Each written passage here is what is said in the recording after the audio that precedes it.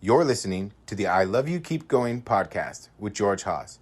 For more information, please visit our website at www.mettagroup.org. That's www.mettagroup.org.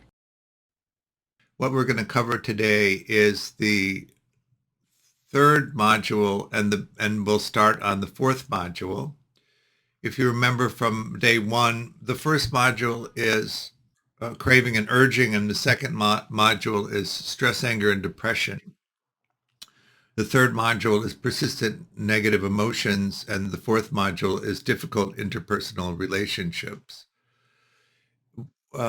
This curriculum has been drawn from several sources. One is the research of G. Alan Marlatt on relapse in substance and process addictions. He identified originally 6 pathways, and we have restructured it into 4. The last 3 of his are all combined into difficult interpersonal relationships. And he was of the same opinion that you need to have relationships because the nature of our biology. You need to have a means of support, which we would think of as the secondary exploration, and then you need to find meaning, so that the difficulties of life, particularly as you age, I'm looking at all of you, and you don't know this yet.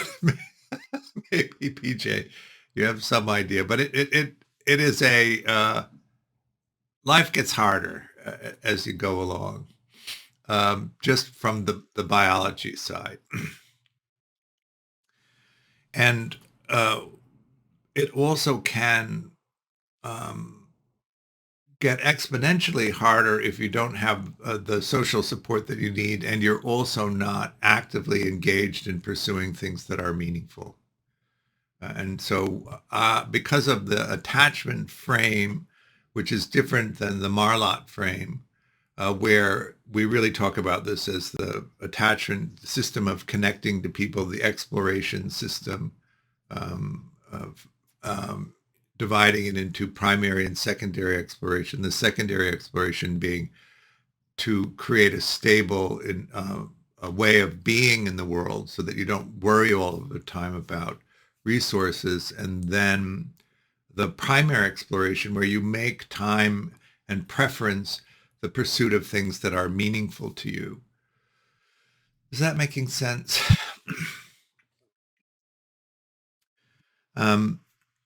Just to review, craving and urging means that you think of using, which is craving, and then you indulge in a fantasy either of planning to use or remembering a time when using was good. That's urging. These are emotional, self-generated regulating strategies. So we'll talk a little bit more about that today. There are 4 kinds of emotional experience that we want you to have good clarity around. The reaction to the present moment, just the automatic reaction. The self-generated emotion, which is the thought processes that you use to regulate emotional experience. So using Dan Siegel's frame of the window of tolerance for emotional intensity, we can tolerate certain intensities of different emotions, usually at different levels. Both negative and positive emotions need to be managed. And when we have an emotional event, a reaction to the present moment which exceeds the window of tolerance, there's an emotional event that needs to be regulated. If it's an event that you're familiar with and you use and you've regulated before, the mind is going to store a link to the strategy that you use to regulate that circumstance. Is that making sense?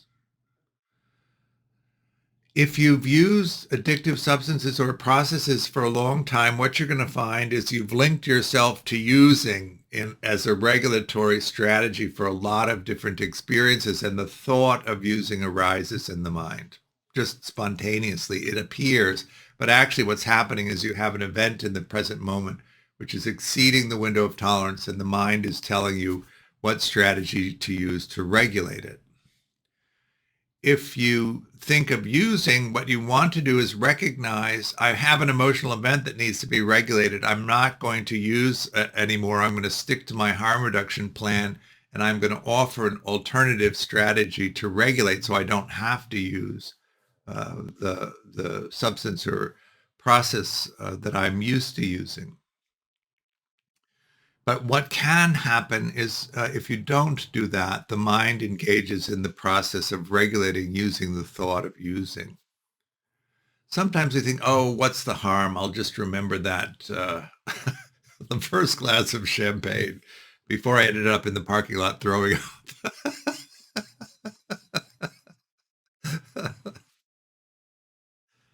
And I'll just let the mind go because it feels better. It's regulating. I feel better. Or you think, oh, I'll plan. I could just get off the freeway one stop early and swing by the bar that I always used to stop at work, and I'll just go in and I'll just say hello to the old crowd, and I'll drink a Coca-Cola. Um,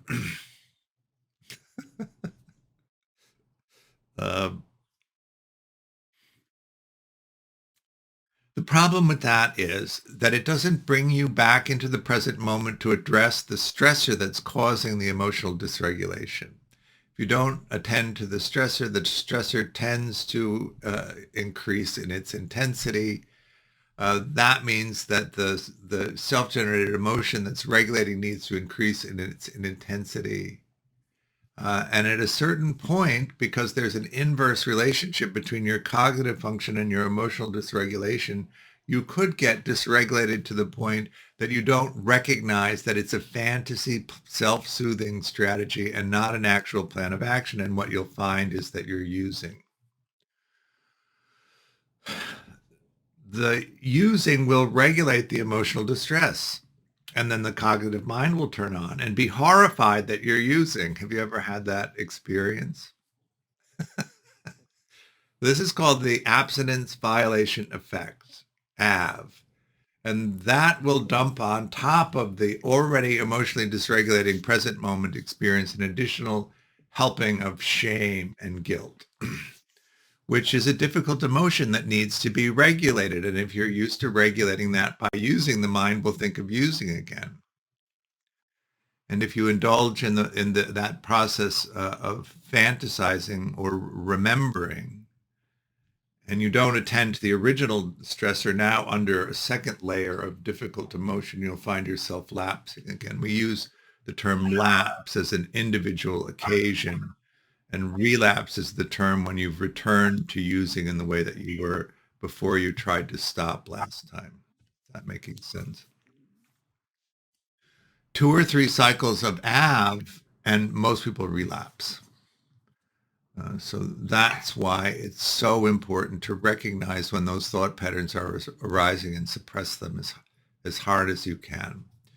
Now, in Western psychology, obviously, suppression has a different meaning than in Buddhist practice, where the Buddha talked about 5 levels of suppression. The first level being straight thought replacement, so straight word replacement. You don't allow the words of the thought and you replace them with another set of words. The middle one, which I quite like, is to scream the beneficial words louder than the mind is screaming the afflictive words. And the 5th stage is suppress at any cost. So annihilate the afflictive thoughts at any cost so that you don't get caught up in it. And one of the things we don't talk about so much in these kinds of circles, although we probably should because of the opioid meth problem that we're having at the moment, is the losses of people, particularly in the opioid side, to death, and on the meth side to, I don't know what you call it, the loss of cognitive function, the permanent loss of cognitive function. That's what's happening now. the fentanyl and the P2P meth. So I don't know if you've had that experience, but I have had the experience of a couple of people that I was close to relapsing, and then of course never coming back fully because the harm that the substances uses.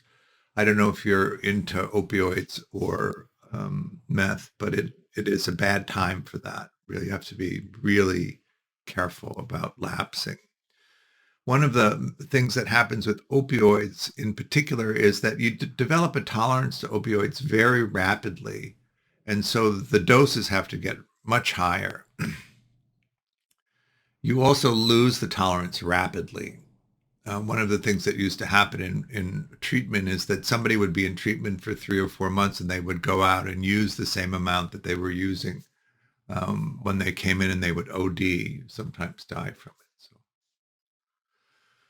So when you get your when you're able to maintain abstinence from substances and harm reduction from processes, you have 100% of your capacity to say no to lapsing.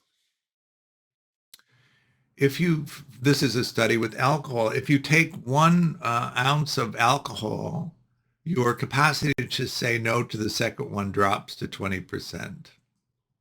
And if you take the second one, it drops to 0, and you really have very little agency at all on whether you continue or not. Alcohol is metabolized differently between males and females. A dose for males would be 2 ounces a day, and a dose for females would be 1 ounce a day. If you're considering a harm reduction plan with alcohol, if you're a male, that's 2 drinks per day. And if you're in a female body, that's 1 drink per day per 24-hour period. Mostly, I think harm reduction with substances is just to prove to you can't do it. But have at it if you need more convincing.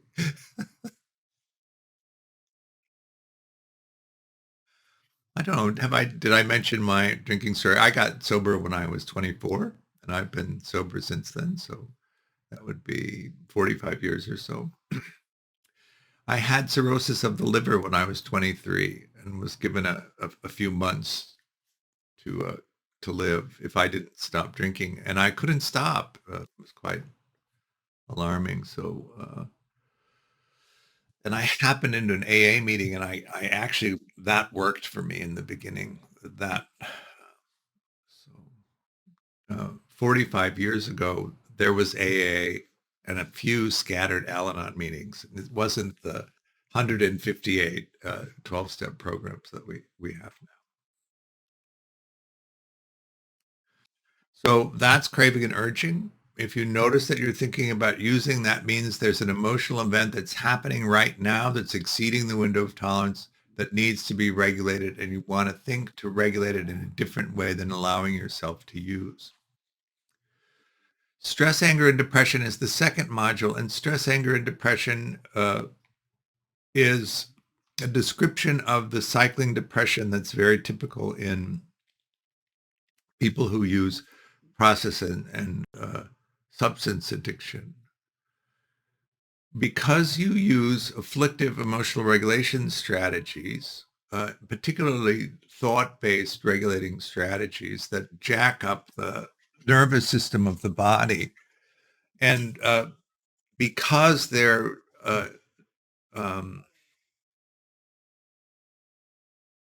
poor strategies,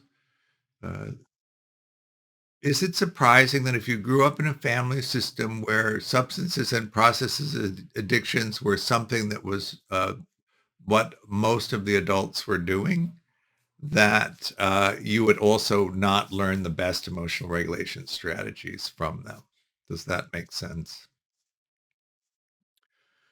And what we mean by that is that the emotions that you use to regulate your present moment experience are costly to the body in terms of the amount of neurochemicals that need to be generated to create the regulating effect. So you get angry. That's why we say stress, anger, and depression. But it could be any emotion that your family uses. I think the second one that's so common is fearfulness. Did you grow up in a family where somebody was a catastrophizer and the smallest things would be blown into these big problems? Or in my family, my mother would use sadness so that she would just sort of collapse and disappear into her room. And she would lock the door and she would just be gone for a long period of time. But those episodes of witnessing how they're regulating their emotion is the modeling that we use to develop our own capacity to regulate. Is that making sense? And so we've learned all of those strategies from them. In cycling depression, what happens is you regulate the experience of the present moment. I like to call it Bambi versus Godzilla. You have these little Bambi feelings that you can't really manage, and then you bring in Godzilla to just torch the place so that you don't have to experience it. But the cost to the nervous system to do that is that you dump in all of these neurochemicals. And there is a point where the saturation of neurochemicals can get so rich in the brain that you're in danger of harming the physical structure of the neuroreceptors. And so what happens in that case is that the limbic system shuts down the um, addition of more neurochemicals, which we call depression. So the shutdown of the limbic system means that there's no more affect happening until it turns on again. It starts dumping the chemicals again. And then the liver and kidneys filter out the neurochemicals until you come back into what we call homeostasis, the balance point of the body-mind. I like to call it the mythical balance point because every time you have an experience and some neurochemicals are dumped in, it floats. So it's a constant process of reacting and coming back into center, reacting, coming back into center. But when you really jack it up, the whole system shuts down. You go into a depression. These depressions tend to last about 2 hours or so because that's how long it takes for the liver and kidneys to pull all those chemicals out. And then the limbic system turns back on. I go like this with the limbic system because it really does. It's like a crown that sticks into all areas of the brain and is in control of those chemicals. So the problem with that cycling depression, and sometimes it can be tied to the time of the day. I hear reported that people at the beginning of the day, because of the intensity of anticipation of what's going to happen in the day, causes the depression to start at the beginning of the day. And then some people have it at the end of the day because of the likelihood of the experience of social isolation that's coming their way. So some people are so frightened of the responsibility of life that at the end of the day, actually the depression releases because they don't have to reform anymore and they have that window of time when they can just sort of step back. So if you're aware that your part of your system of being in the world is this cycling depression, then you really want to begin to pay attention to how it unfolds. So everything that you respond to is a stressor. The strategies that you use to regulate that will determine whether or not you go into the depression piece. And so here again, we want to pay really close attention to the strategies that we're using, thought-based strategies, and we want to be relentless in suppressing strategies that produce strong negative emotions, anger, fear, sadness, shame, guilt, regret, remorse, all of those we want to prevent the thought processes. we're now coming into the topic for today, which is persistent negative emotions. So we have these 4 types of emotions. The present moment emotional reaction, the self-generated emotion that is meant to regulate the present moment. And then we have the somaticized emotional experience. So in our nervous system, there's like a fail-safe. You have the emotional reaction, you generate thoughts to regulate it. If the combination of those two or one of them exceeds the capacity of the system, there's a relief valve, which is that it's dissociated and stored in the body for later processing. If you did have sensitive enough caregivers that they saw that you were emotionally overwhelmed and shut down, and then they carefully attended to you so that you could integrate those emotional experiences and release them, then you probably didn't develop a system of storing overwhelming emotional experiences, or that it's not as developed as most people who have addictions have. But most of us who grow up in family systems where we learn to use substances and processes to regulate our emotion also grew up in an environment where we were neglected and caregivers did not attend to our emotional distress. And so what we likely learned to do was simply to store these overwhelming emotions and never attend to them. So the process that we're talking about here now is beginning to attend to these somaticized emotional experiences and the process of releasing them. Again, each person's family system is different, and so you'll notice that you have a pattern that's unique to you in terms of what emotions you're storing and how many of them you're storing. One of the other things that's curious about this particular thing is that they're lively, these pools, and if something happens in the present moment and it's in a similar emotional experience, it activates and releases emotion.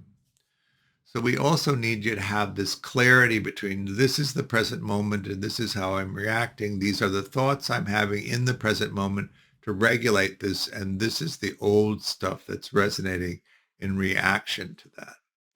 If you don't have good clarity around those 3 aspects of emotion, they conflate into one emotional experience.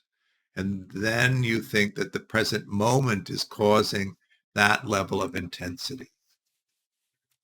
So let's say something happens and you have a reaction of 2 points of sadness, 2 degrees of sadness.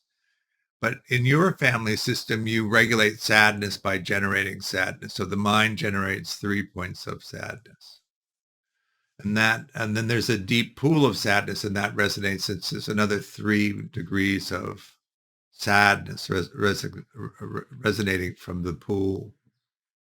So you're reacting in the present moment to 8 degrees of sadness, and everyone around you is thinking, this is not 8 degrees of sadness. This is 2 degrees of sadness. Why are you overreacting? And you, of course, have the experience of 8, and it's very convincing. And so you demand that they relieve this 8 degrees of sadness, and they do their very best and can only relieve the 2 degrees of sadness that are actually happening.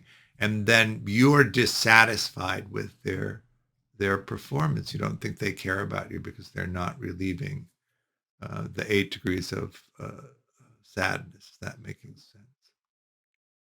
I start with sadness because uh, if Godzilla torches Bambi, there's only ashes left, right?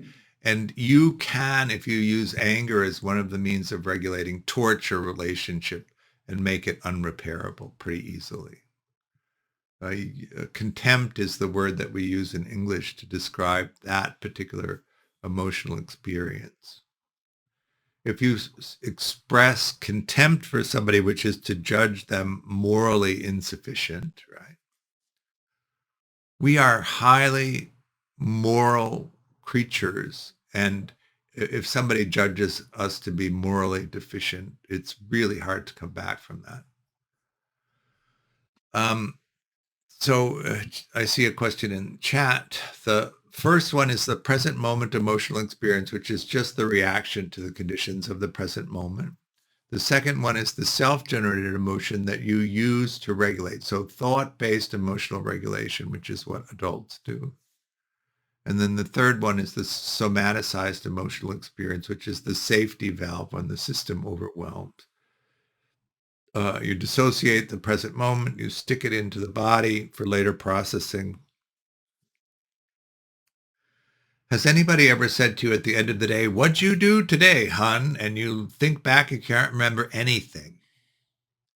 That would be the process of this overwhelming emotional experience happening all day long. So you dissociate what actually happened. You don't remember it. That's how that system works. Whatever was the problem is completely lost, and you come back into the present moment. Erin? It's childhood. Like when I have conversations with people, a lot of people will remember childhood experiences, moments with parents that are either, sitting and being good to or playing with a few of them. I've done over the last few years that as I'm talking through or experiencing something, I'll get kind of body tremors and then I start to resurface, but they're very limited. And so shading a lot through those younger years, maybe to help manage the chaos I was feeling, but I wanted to ask that. So there's 2 points here. One is that, yes, that could have happened in the chaotic environment that you grew up in, but also remember that all children are highly dissociative. That's the nature of childhood. And then when we hit puberty, there's some, they don't really understand this process very well, but most adults stop dissociating when they go through the transformation at puberty and the cognitive mind kicks in and the child's brain is changed. The second thing to understand is that addiction, both process and substance addictions, is associated with an avoidant attachment strategy. Avoidant attachment strategy is a strategy that is characterized by a lack of memory of childhood. And it comes in 2 ways. One is because the care is so poor and the help emotionally regulating is so poor, the main way that children learn to cope with that is by suppressing conscious awareness of their emotions and suppressing conscious awareness of their attachment needs. So they hypoactivate their sympathetic nervous system and hyperactivate their parasympathetic nervous system so they're not reactive. Human memory requires a strong emotional component to jump from short-term memory into long-term memory. And so people that suppress their emotions don't have the emotional component that's necessary to create memory, except in adverse conditions where the intensity of the feeling breaks through the suppression. So the second piece is that you probably remember mostly bad things in childhood. And so those are then suppressed because they're bad. So, and this is very typical of people with addiction because addiction is so highly correlated to the avoidant strategy, which is how that operates. The question is, does it make sense to work to retrieve the memories that you do have? And what I would say is it's questionable because you're only going to remember bad things because they're the only things that had intense enough emotion associated with them to remember. And you don't need to recover. So I would say you don't need to. What do you think? No, Exactly. you. Yeah. So, um, Peter. Thanks, George. As I'm doing a 4-step and dredging up the whole past, I now am wondering how your comment just relates to that, but also how do you, is it possible to process, somaticize emotions without bringing the memories up that, like, how do you process the emotions without looking back at the memories that you didn't process back then? Does that make sense? Yeah. So somaticized emotion in the process of being stored strips off all of the details that were used to create them. So there are no narratives associated to somaticized emotion. One of the things that we like to do is create narratives to things. And if you've been around people that are who work in that way, some of these elaborations are quite fantastic in terms of what might have happened. But actually, we don't remember that. But also understand the nature of human memory is not around what happens. The nature of human memory is around what it meant to you in the moment. So if you think back and you're listening in your mind to somebody talking and telling you something, and you then responding back to them, understand that you are creating that now, not remembering it. That's not how memory works. You remember what it meant to you, and you remember how you think of the way that they talk. And then in the moment, you completely recreate the scene based on those components. But you've never remembered the words that people said to you verbatim, because that isn't what memory is. When you're doing your 12-step, most of the time it's around the drinking. When did you start drinking? If it were me and you were at my house, I came home from 5th grade and made a gimlet and sat down to chill out after the day was over because I had fancy parents who were absent. So it was no problem for me to come home from 5th grade at 3:30 in the afternoon and have a gimlet or two before my mother came home to make dinner. And she never noticed that I was drunk. You don't have to go back into that early stuff to do a 4-step. What you're trying to track is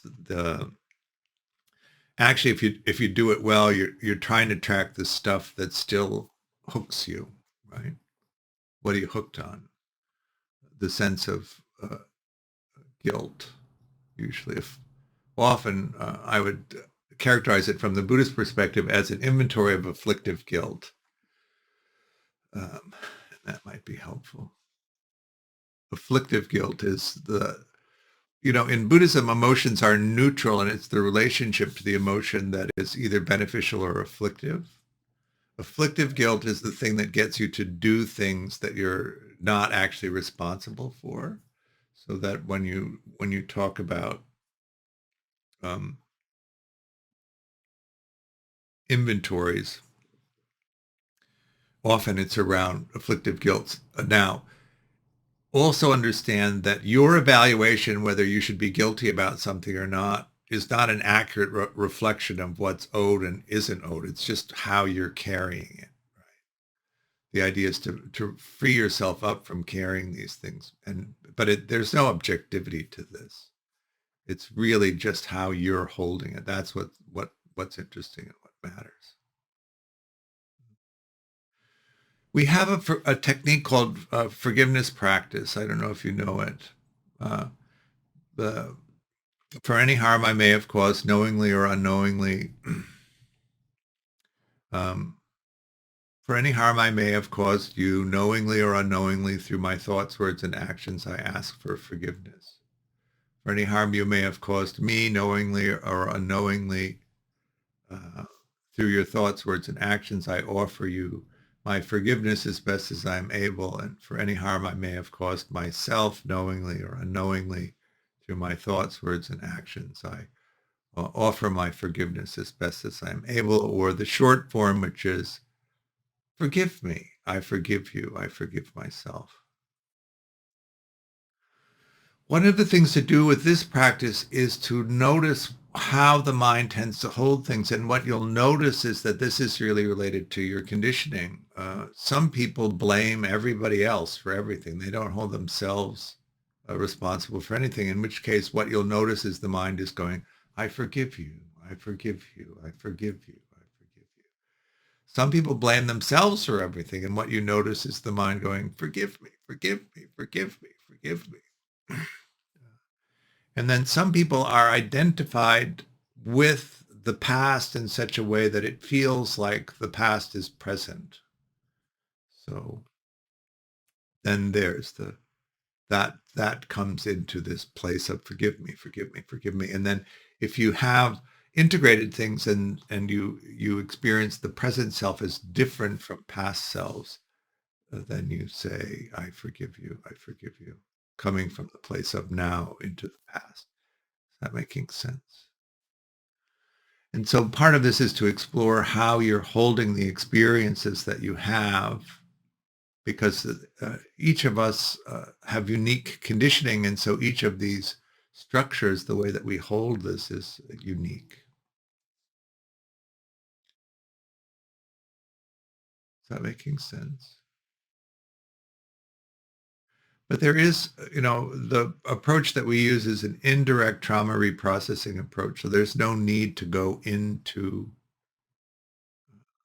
any of the traumatic events of the past to integrate them. And in fact, most people who have addiction are disorganized, and direct trauma reprocessing for disorganized people is not recommended, not appropriate. The characteristics of disorganized people is the active use of dissociation as the primary means of emotional regulation. So if you come into a situation where somebody is doing direct trauma reprocessing with you, you come into the emotionally difficult situation. If it exceeds the window of tolerance, you redissociate it. But that process of redissociating can further destabilize or disorganize the underlying attachment conditioning. So there's not much upside in doing it, and the potential risk to making the quality of life and the person's ability to function is much worse than what you could get out of doing it. That's why we say that. I'm going to lower your hand, Peter. That's the fourth dimension of emotion that we want you to be able to track is the empathetic experience of other people. And this is really tricky for addicts because addicts use suppression of emotion as their main way of regulating. Empathy, of course, is an emotional experience, and if you suppress your capacity to feel as your primary means of emotional regulation, you're also suppressing your empathetic capacity. Is that making sense?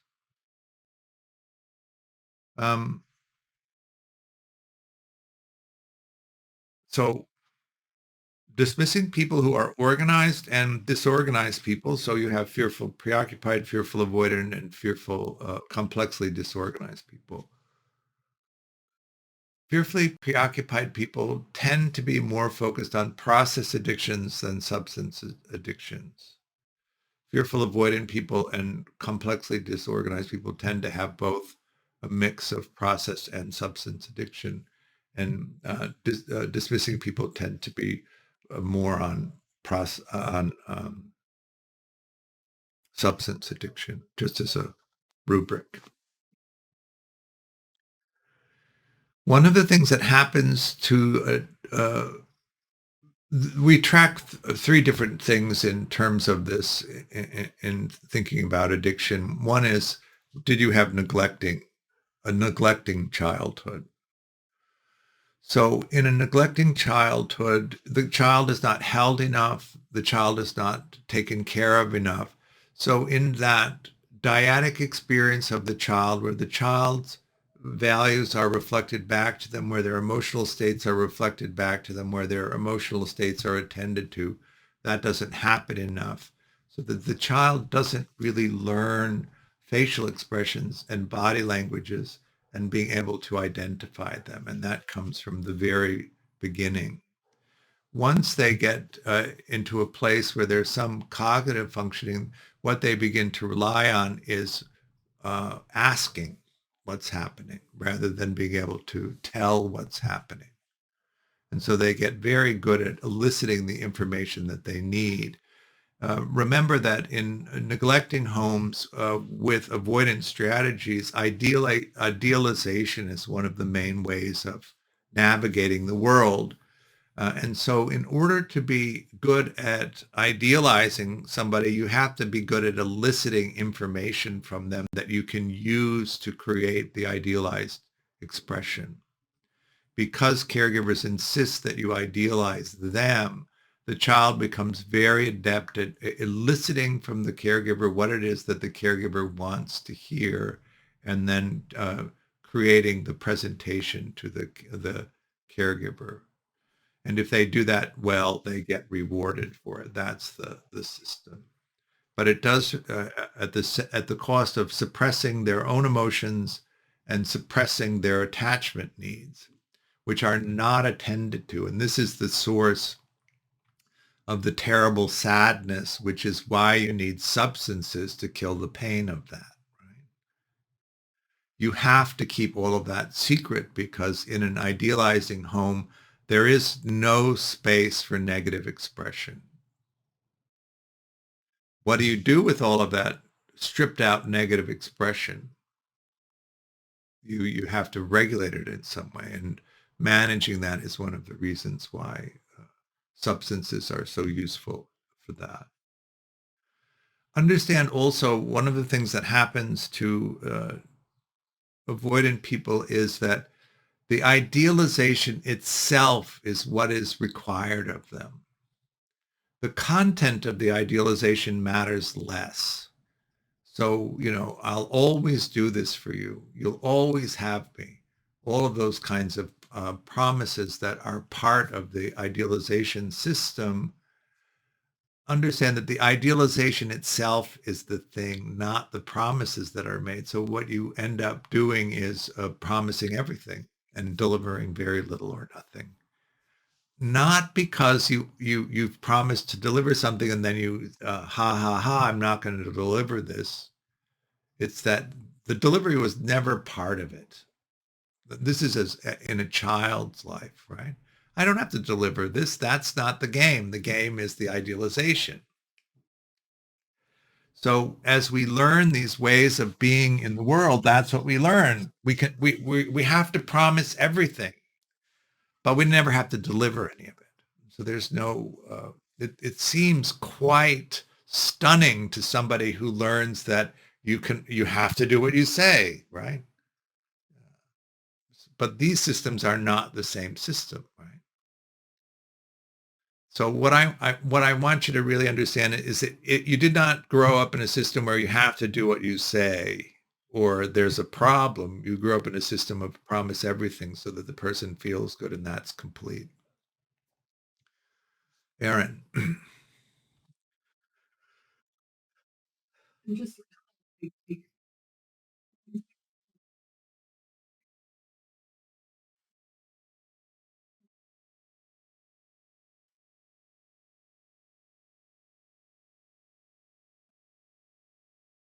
in that level that I promised, and I would end up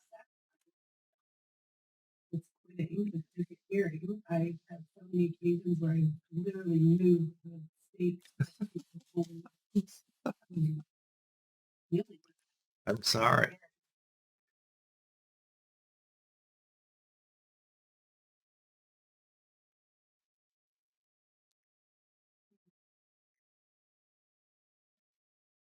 your 30s there was something, I can't remember the words that you used, but when you were talking, like, it's exactly my whole world. Yeah. And I had no way to handle that. So what you're describing is the disorganized pattern. Okay. The self-sabotage is an anxiety regulating strategy.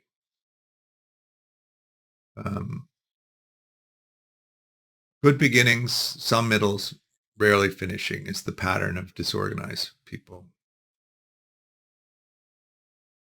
Yeah. It's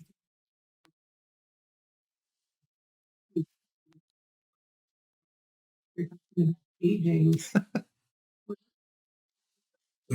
What you're going to be and when you're going to take care of yourself, and you're not in your 20s anymore, and it's a terrible space to be in, to be waking up.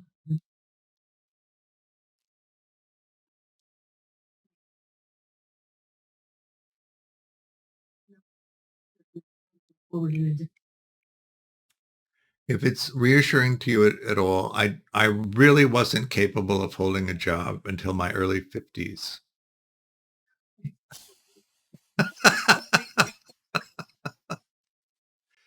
But I fixed that part and then could hold a job. It changed everything because I wasn't periodically homeless.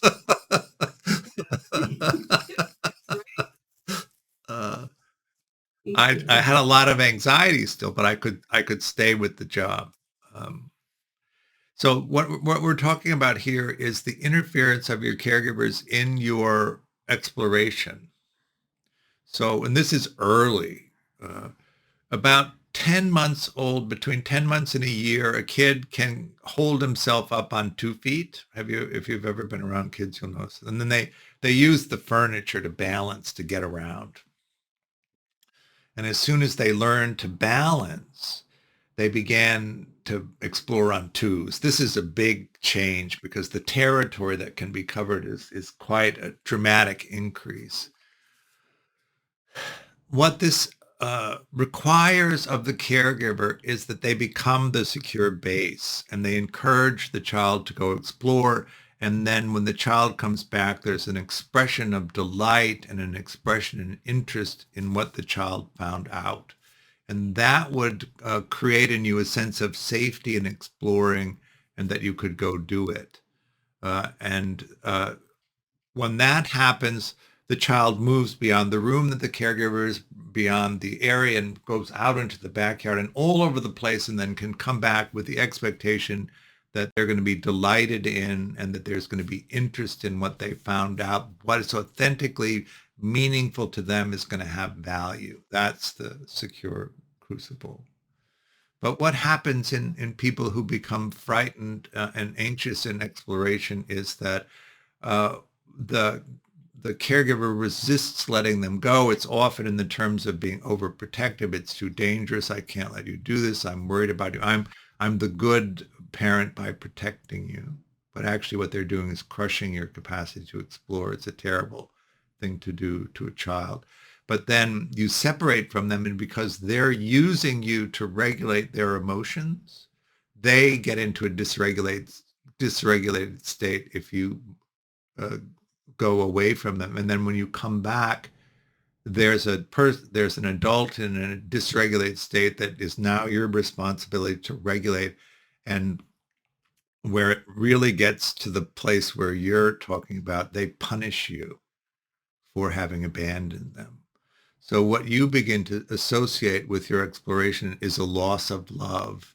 And the closer you get to achieving something, the more intense the anxiety of being unlovable gets, to the point you can't bear the anxiety anymore. And so you fail intentionally, not to fail, but to relieve the anxiety of being unlovable. We can't bear it. It's unbearable.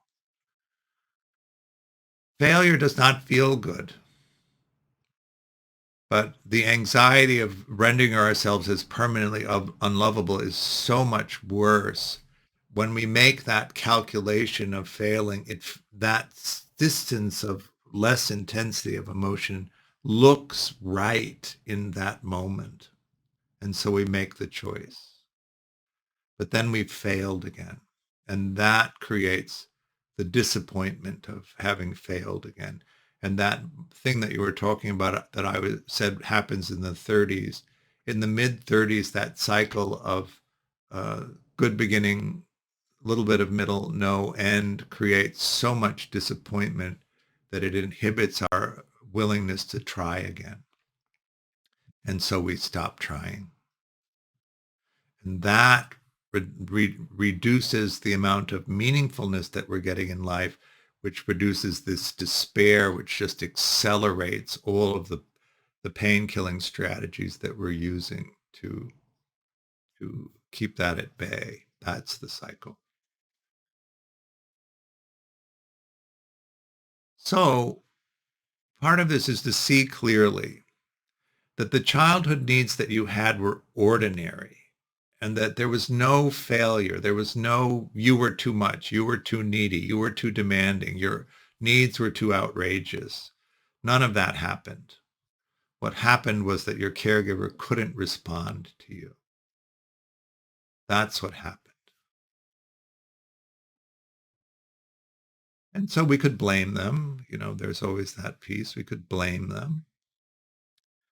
But then they had the same 85% chance of having the attachment strategy that their primary caregiver has that we had in inheriting theirs. So then we would have to blame our grandparents for not properly taking care of our parents. But then they have an 85% chance. And so we'd have to dig up our great grandparents and scream at them.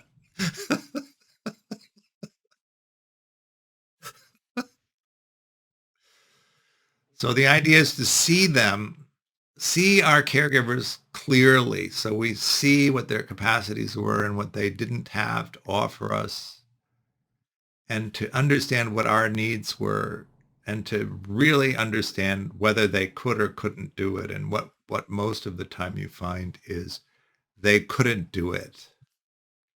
And that's why they didn't, not that they could have and withheld it from us. With the exception of sadistic abuse, which is another category. If you had sadistic abuse, they intended to harm you, and that's a whole different can of worms. So I just want to make that distinction because none of the stuff that I'm talking about now applies to kids that were sadistically abused. Okay? Anders.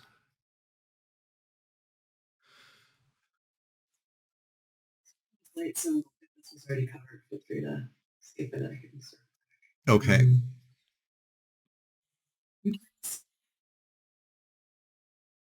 Experience between caregivers, and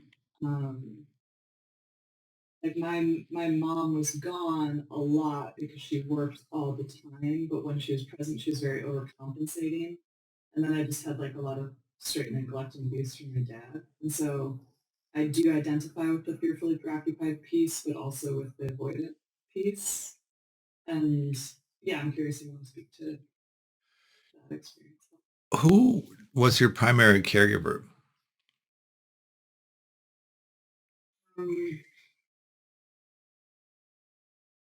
No, it's hard. I had, it's, my dad was with us most of the time.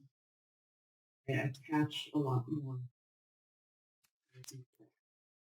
So the child usually makes the decision of who they're going to attach to in that way.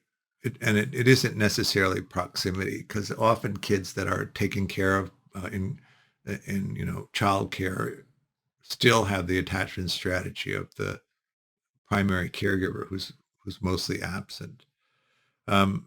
You do then end up having to learn two strategies, but one is usually primary and one is secondary. That's true of most people that have more than one caregiver. In the beginning, so the first, say, 0 to 5 to 8 months, that's when the selection process is happening. And then you pick, and then they're the most influential until you're attempting between a year and 18 months to become autonomous from the caregiver. And then that's when you would turn toward the secondary caregiver for help if you were having trouble separating from the primary caregiver. And that's when you would really take in that second batch of skills in order to form that relationship.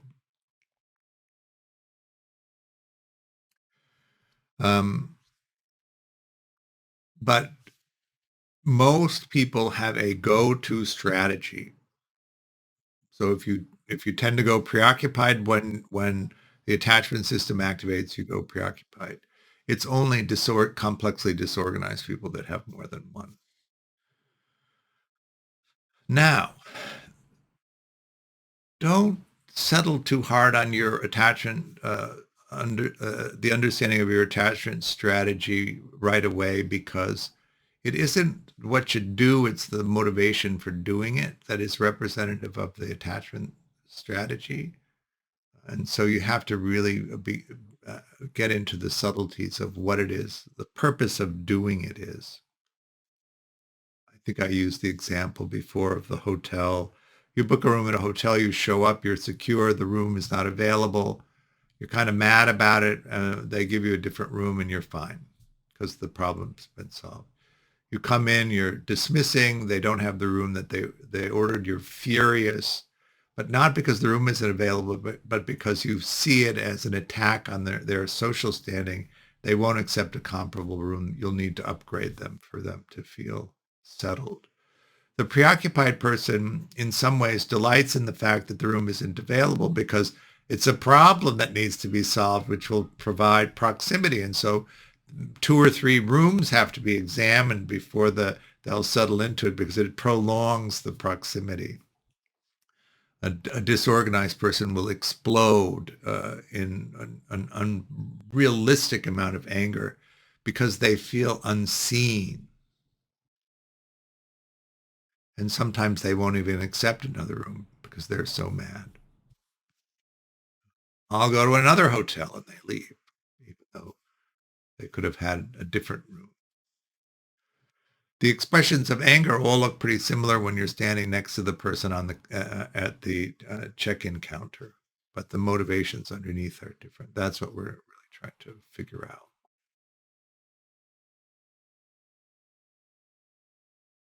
May I ask a question, George? Please. Thank you. I found that analogy really helpful. I would consider myself to be of the disorganized type. I've literally done exactly that. Literally done exactly that. Like, Me nope, too. you have disrespected. You have disrespected me. Right. This is a personal affront, and I am gonna make you pay for it. Of course, they don't care. They have to get rid of me. Right. You know. They never think of you again.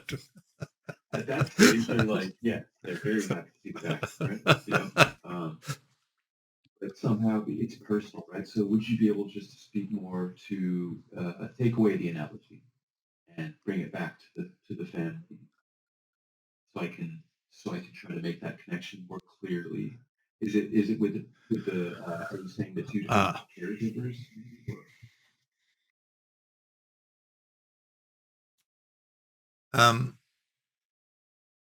In a secure family system where there's collaborative care in the relationship, if a problem arises, the caregiver and the child collaborate together to find a solution that works for both of them.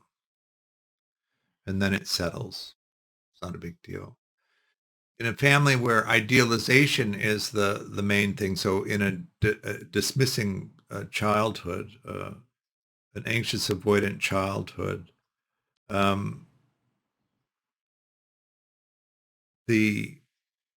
what the child begins to learn to do is to inflate things, to keep their full sense of self away from the terrible sadness. The terrible sadness is that there's nothing I can do that will get anyone to take care of me. That's the core of the dismissing person. There's nothing I can do that will get anyone to take care of me. And so what they do is they inflate their sense of self to keep them away from that terrible sadness. I'm this great person. Actually, I don't need anyone to take care of me because I'm so awesome. I can do it myself. But if they go to a hotel and they check in and the room isn't available, that causes a collapse to that false sense of self, which plunges them close to the terrible sadness, which they then regulate through the generation of anger. So they're into the self-generated emotion, and they're generating anger that masks the experience of the terrible sadness. Is that making sense? Yes, thank you. The preoccupied person is role reversed and involved. So when we say that the preoccupied person is involved in their caregiver's mind states, there's the caregiver intentionally involving them. They're revealing to the child aspects about them that are at adult level of intensity and are not appropriate for children. So there's a breaking of the rules there. This tends to provide in preoccupied people an idea that they don't have to follow the rules, which is a different topic. But and because the caregiver inhibits their exploration and they need to stay close to them to regulate, the proximity is the thing that matters to preoccupied people. So they're always looking for they're always scanning the horizon for a problem that they could use that would provoke proximity. And then the fearful avoidant person or the complexly disorganized person does their very, very best to be invisible. But they're longing behind that invisibility to be seen and recognized and valued. And so when the room isn't available, that in some sense triggers the worst fearfulness in them, that they're not valued, they're not worth seeing, they're not worth taking care of. And then they explode in anger as a way of regulating that experience.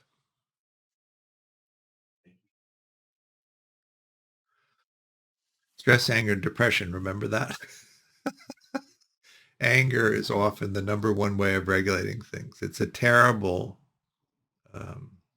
choice, mainly because if you Godzilla somebody, you could break the epistemic trust in the relationship and then it won't be repairable.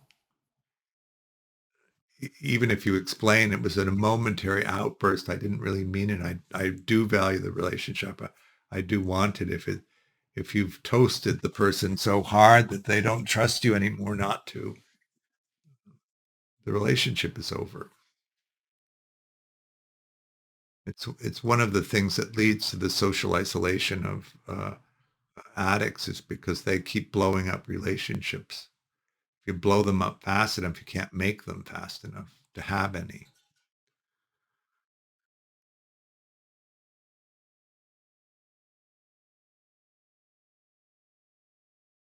Yeah. So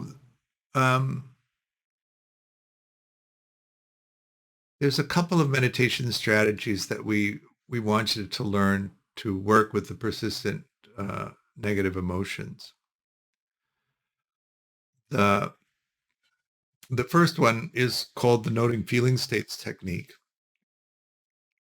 And the noting feeling states technique is about tracking emotion moment by moment in the body. So for dismissing people, this is going to be a challenge because you won't really have much in the way of emotion. The way that dismissing people relate to emotion is by thinking of it as a physical sensation, which is not emotional. And so the first discernment is to understand what is a physical sensation, the reaction to the body's contact with the environment, and what is an emotional sensation. Emotions are the body-mind preparing to respond to the conditions of the present moment. We have a fight-flight system. You've probably heard there's 6 of them: fight, flight, freeze, fawn, faint, and fornicate.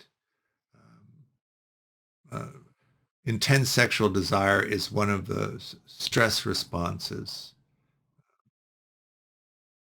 But fight, you understand, that's where you're going to stand and fight. Flee is where you're going to run away. Fight, flight, freeze. Freeze is where you just can't move. Fawn is where you indicate a lower social status so that you're not attacked. And then that eroticism that arises, that intense horniness. Fight, flight, freeze, faint, fawn, and fornicate. So we didn't talk about fainting, but fainting is also something that happens. You just pass out from the intensity of it. So what we want to begin to do is have a clarity of emotion. Now, fearfully preoccupied and fearfully avoided people have different relationships to their emotional experiences.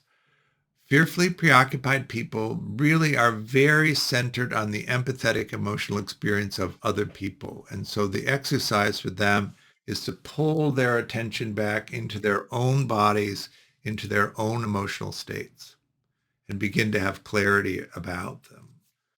One of the things about fearfully preoccupied people is that they tend to be in tantrum mode most of the time. So just in a very heightened state, a very chaotic state of internal emotional experience. And so the noting feeling states technique is a great regulator. So the more you do, the more you'll come back into order internally. Fearfully avoidant people have a chaotic experience, also a chaotic experience of emotion, but they tend to be more on the cycling depression side. Is that making sense? And then the complexly disorganized people are all over the map. That's one of the things that makes the hardest in that sense. But if there's a preoccupied experience where you notice the mind is going outward toward other mind states, the idea is to pull it back into your own body. If you're on the avoidant side of things and you notice that you don't really have much awareness of emotions, then that's to begin to clarify the sensations which are emotional. Now, the suppression of emotions has different aspects. The first one is you disconnect the body from the conscious or the cognitive understanding of what the emotional state is that you're experiencing. And that's one area. So you're disconnected from the body, but you know cognitively what emotions are happening. So that's easier to fix because you're just linking the thought of I'm feeling angry with what the sensation in the body is. I'm feeling happy, what the sensation is in the body. At the far end of that suppression, there's a suppression of both the cognitive understanding of what emotions are and also the embodied sense of what emotions are.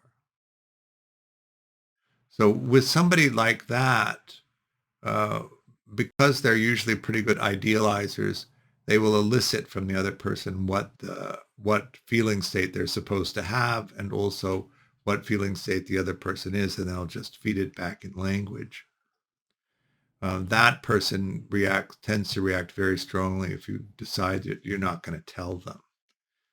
And that's one of the things that happens in that far end of dismissing people. You stop telling them what you're feeling, and so they're completely blind, and that blindness is very dysregulating for them. They're really frightened by it. So let's do some noting feeling states technique. And then we'll have a conversation about what happened, and then we'll do the technique for processing the somaticized emotion. Okay, let go of the meditation.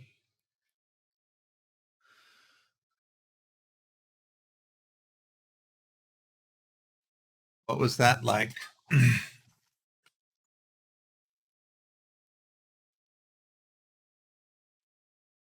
Anders.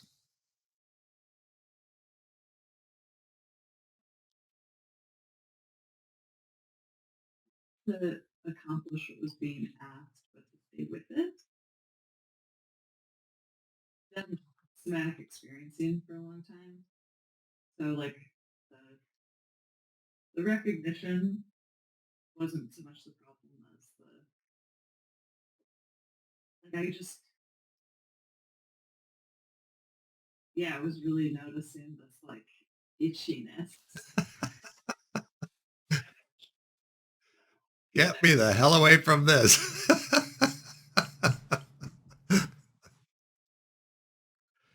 Yeah. What? Especially because with FE, you're like with the practitioner, and so there's the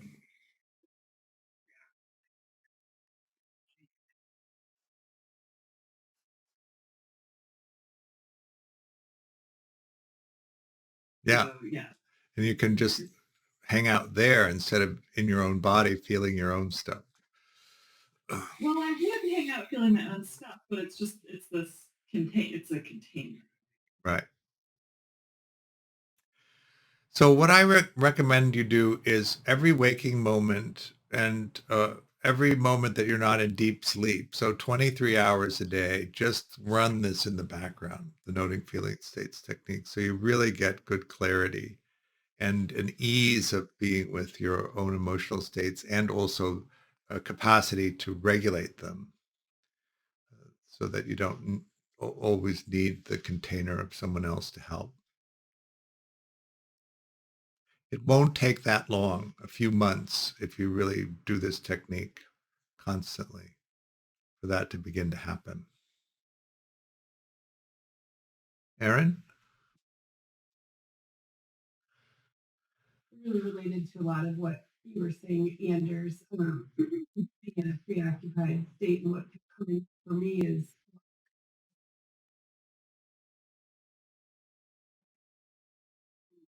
to do to get attention.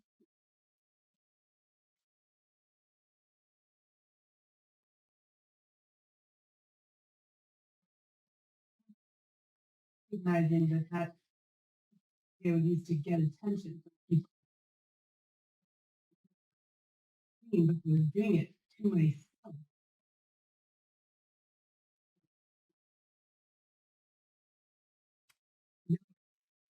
So what you're seeing there is the self-generated emotion that's regulating the emotional events of the present moment, which are exceeding the window of tolerance, which also generates emotion, right? So part of this is the exploration of what's the present moment and what is the mind generating. If you notice repetitive thought, the mind is generating emotion to help regulate the present moment experience. So you have two aspects of present moment experience that are happening.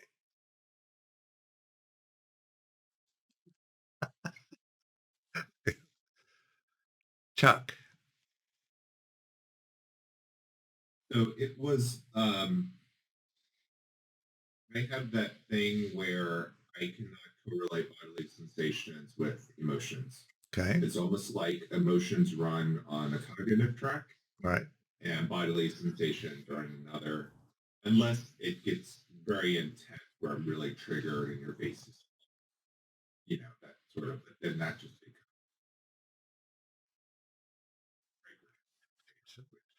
You just devalued that.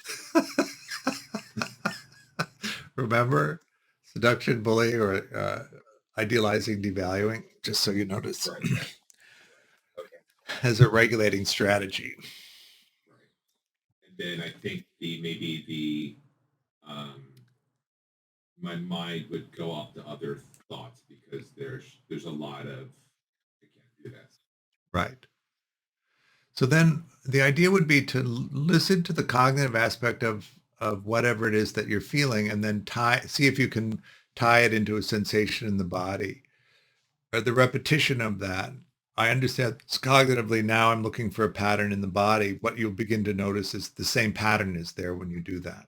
And then you can begin to link them together. So would that be staying more in the cognitive realm, sort of resting my attention there versus Yes. in the body? Yeah. Gotcha. So then, sadness is coming up cognitively. Now I'm going to look in the body for whatever sensation is there. And in that repetition, begin to recognize whether that sensation is the sadness sensation. Pretty much shouldn't force anything, just nothing linking, just Yeah. let Well, you're going to go. have to Yeah. track it multiple times to make sure that the pattern is the same. And could you show me the hand position that you were describing? Okay. Right hand on top of the left with the thumbs touching is a mudra for meditation. But in order to keep the thumbs touching, you have to be in the present moment, because as soon as you leave the present moment, they just drop. And so it gives you that sensation, that indicator that you've been in and out of the meditation. In the beginning, the mind pulls you out and returns you and just smooths over the absence as if it never happened. And so we need to get a way of letting us know that we're coming and going so we can stay more. Peter? Be redundant there, but emotions are such a foreign territory to me that I want to get analytical about it. I feel like when you, and not to be invasive,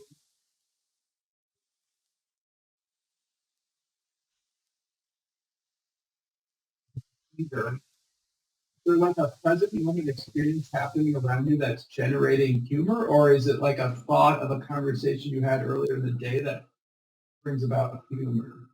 There's a leaf blower outside. I don't know if you can hear it. That makes me angry.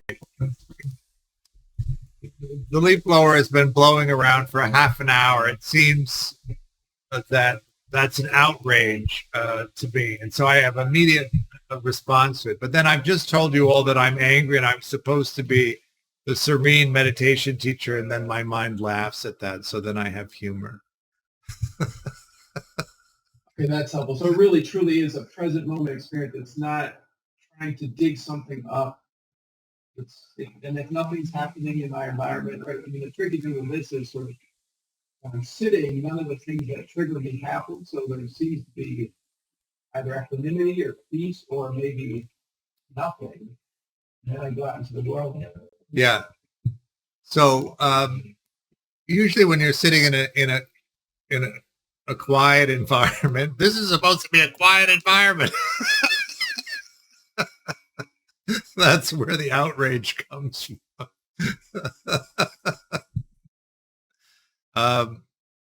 So when you just sit into the present moment experience, you're in a body, so the body's going to have all of the sensations that the bodies have. Sometimes if you sit for a long time, it gets painful and you have to shift a little bit, but there's always an emotional response to that. And then the one-off thoughts just come and go, right? And each of the one-off thoughts has an emotional component to it. So there's always a constant flow of emotional experience in the present moment when you touch into the subtleties of it. Then if there's an emotional response that exceeds the window of tolerance, the mind will begin to repeat a thought, and then you'll have that experience of the repetitive thought that then flows into the same place. You may notice that you have somaticized emotional experience, which is the technique we'll do next, and then that starts releasing. And so when you begin to inhabit really the emotional realm of the present moment, there's at least three tracks of emotion that are happening often. And then sometimes if you're sitting with other people, there's the empathetic emotional experience of them that's also playing. If you're strongly dismissing and you suppress awareness of your emotions, you're also suppressing awareness of the empathy. So you won't be able to tell that one either. But that will become more apparent as you get more fluidity and emotion as it unfolds. Good enough? Anders? Three types of emotional experience that are happening. You just name. There's the reaction to the present moment. If the reaction to the present moment exceeds the window of tolerance, there's going to be self-generated emotion. Aaron was talking about that.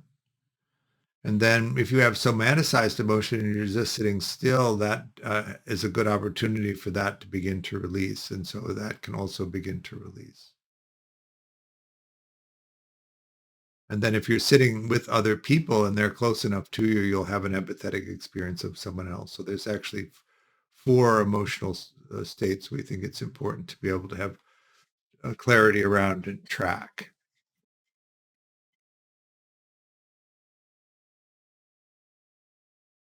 Funny is I feel like they move in the other direction.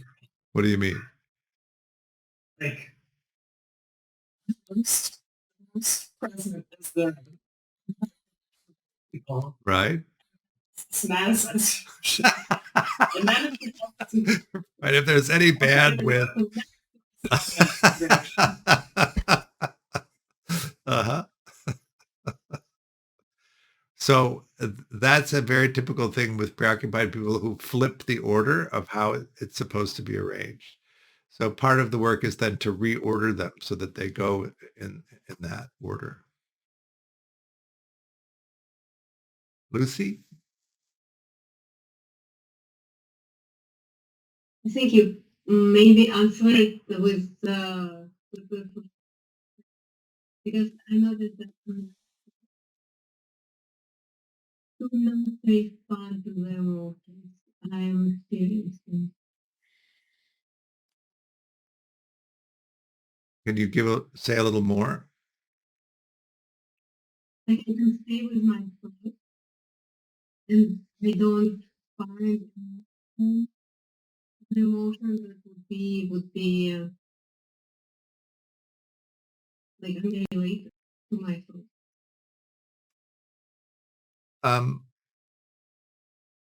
So this is in some sense a clarity question for me. Why do you think the emotions are not related to your thoughts?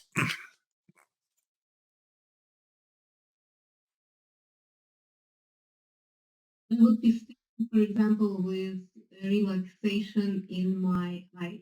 That seemed to be like I would be thinking about that.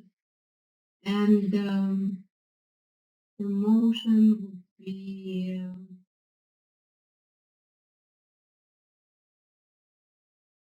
some kind of deep anxiety, like deep in the body somewhere, like in organs. Right. So then what I would suggest is you're having a present moment experience of the eyes relaxing and you're having a release of the somaticized emotion. Mhm. The somaticized emotion is old stuff and and you're right, it isn't connected to the present moment. Mhm. But they can exist at the same time. The idea is to have really good clarity about that so that the old stuff doesn't inform the emotional content of the present moment, which seemed the way that you were holding it would be a good way to hold it, that's the old stuff in the background and this is what's happening in the present moment. Okay, but this thinking does not create emotion, right? Because like I'm thinking, my eyes relaxing. Does that create like a momentary emotion? Probably. It does, I would think. Yeah, but it kind of goes unnoticed. Right. Mhm. Everything, the present moments, all thoughts have an emotional component to them. And then the somaticized emotion also has an emotional component. All 3 are So distinct. you would say it would be helpful to pay attention to start noticing the pleasure. Right. The reason, and also most of us have a much greater capacity to hold intensely negative experiences than we do intensely positive experiences. So we really want to pay attention to the positive side so that we can develop the capacity to hold really positive experience in a really intense way and not need to do anything about it.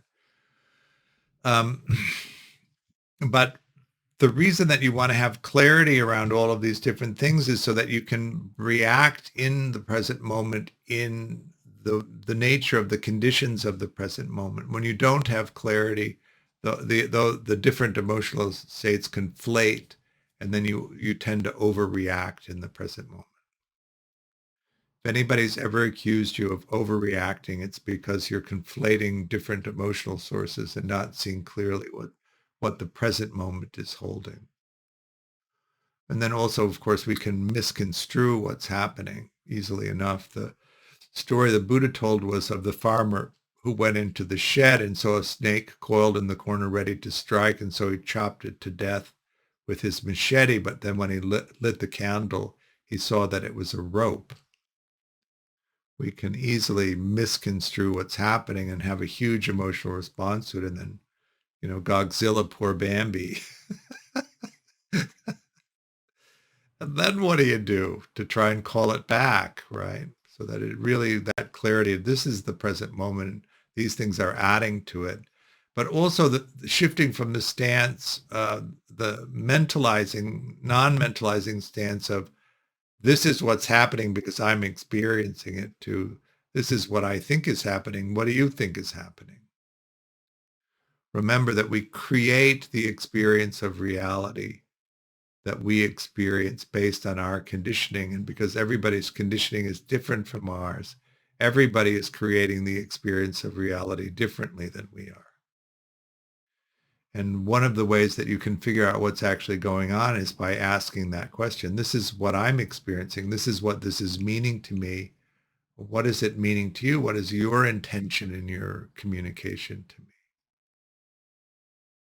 So in that adult frame of mentalizing, this is how I'm experiencing what's happening. This is what I want to communicate about that. How do I translate it into the way that you'll understand what I'm experiencing?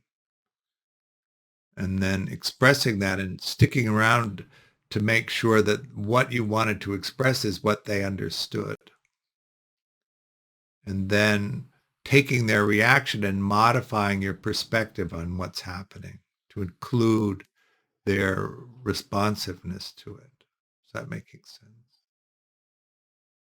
Then you're in a collaborative dialogue about what's happening and what to do.